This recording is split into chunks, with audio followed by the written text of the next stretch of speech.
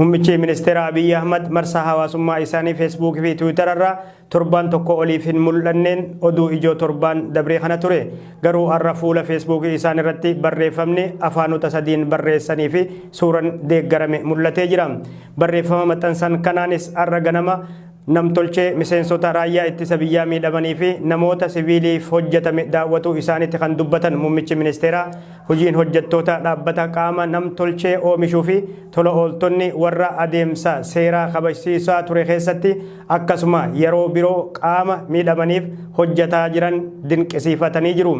Dabaluunis warri akka Salamoon Amaaree faan alaa dhufanii haala tola ooltummaatiin hojii jajjabaa akkanaa hojjetuu isaaniif jajjabeeffamuu qabu jedhan muummichi ministeera Abiy Ahmad fuula Facebook isaan irratti barreeffama maxxansan keessatti.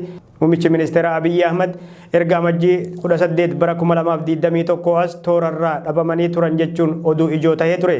Garuu guyyoota sadii dura sarara irratti deebi'anii mul'atan. Har'a garuu suuraan kan deeggarame barreeffama isaanii maxxansanii jiru. Muummichi ministeera Abiy turtii torban tokko oliif maaliin qabamanii akka turan garuu mootummaanis ta'ee mataan isaanii waan ibsan hin qaban.